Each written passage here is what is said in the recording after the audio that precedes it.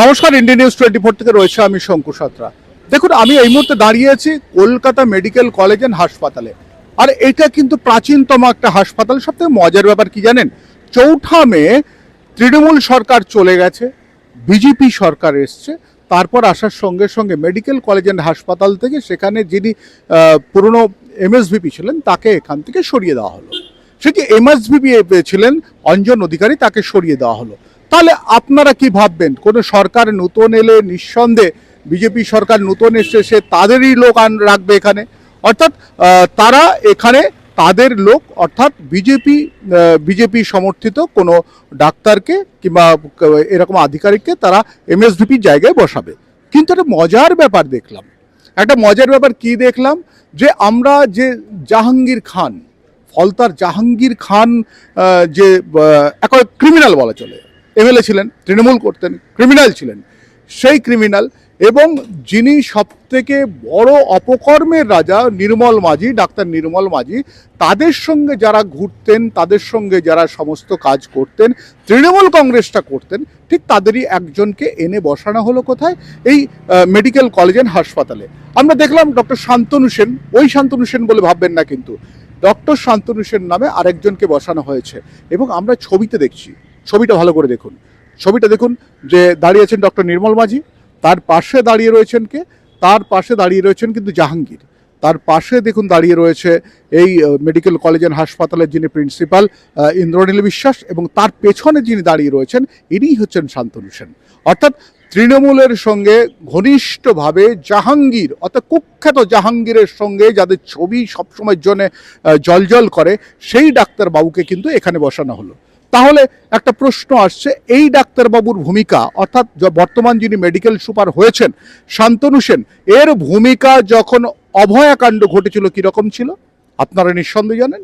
যে সেই সময় তৃণমূল কংগ্রেসের যে সমস্ত ডাক্তাররা ছিলেন, তারা নিঃসন্দেহে সেই সময় তৃণমূল কংগ্রেসের পথ এবং তৃণমূল কংগ্রেস যেভাবে অভয়াকাণ্ডটাকে চাপা দিতে চেষ্টা করছিল, তারা নিঃসন্দেহে তৃণমূল কংগ্রেসের বিরুদ্ধে সে সময় যায়নি, তারা কিন্তু তৃণমূল কংগ্রেসটা করেছে। আবার কার সঙ্গে করেছে দেখেছেন, যে অভিষেক বন্দ্যোপাধ্যায়ের লবি ধরে তারা কিন্তু চাকরিটা করেছেন। যেখানে দেখা যাচ্ছে জাহাঙ্গীর খানকে, সেইখানে দেখুন, সেখানে দাঁড়িয়ে রয়েছে, তো জাহাঙ্গীর খানের মাথার উপর হাত ছিল কিন্তু অভিষেক বন্দ্যোপাধ্যায়ের। অর্থাৎ যেভাবে তৃণমূল কংগ্রেসটা করবার কথা, এই মেডিকেল সুপার কিন্তু সেটা করেছিলেন। আর সেই মেডিকেল সুপার সেই কাজটা করার জন্য কিন্তু আজকে তিনি হঠাৎ করে কি করে বিজেপির আমলে এসে তিনি মেডিকেল সুপার হয়ে গেলেন। ভাবা যায়, এনারা মানে বিভিন্নভাবে এনাদের বিভিন্ন দিকটা খতিয়ে দেখা কি উচিত ছিল না একবারও? এনাকে কিন্তু যিনি স্বাস্থ্য সচিব রয়েছে তিনি পাঠিয়েছেন, নারায়ণ স্বরূপ নিগম, তিনি এনাকে পাঠিয়েছেন। তাহলে তিনি হঠাৎ করে পাঠালেন কেন? নারায়ণ স্বরূপ নিগম যখন অভয়াকাণ্ড হয় তখন তার ভূমিকা কী ছিল? হাসপাতাল নিয়ে তো একটা বড় ধরনের চক্র দীর্ঘদিন ধরে কাজ করেছে। কি করে হঠাৎ করে তৃণমূলের লোককে, তৃণমূলের ডাক্তারকে এখানকার মেডিকেল সুপার করা হলো, সেটা নিয়ে কিন্তু অলরেডি গুঞ্জন শুরু হয়েছে। আমি আপনাদের সামনে ক্যামেরায় বলছি, কিন্তু একটা কথা আপনাদেরকে বলি, এই গুঞ্জনটা কিন্তু আস্তে আস্তে বাড়ছে। মেডিকেল কলেজ অ্যান্ড হাসপাতালের সুপার ডক্টর শান্তনু সেন, যিনি তৃণমূলের সঙ্গে ঘনিষ্ঠ ছিলেন, সেই মানুষটি কি করে হঠাৎ করে বিজেপি সরকার আসার পর তিনি এমএসভিপি হয়ে গেলেন? প্রশ্ন থাকলো, এবং ছবিগুলো কিন্তু আপনাদের আরেকবার দেখিয়ে দিচ্ছি।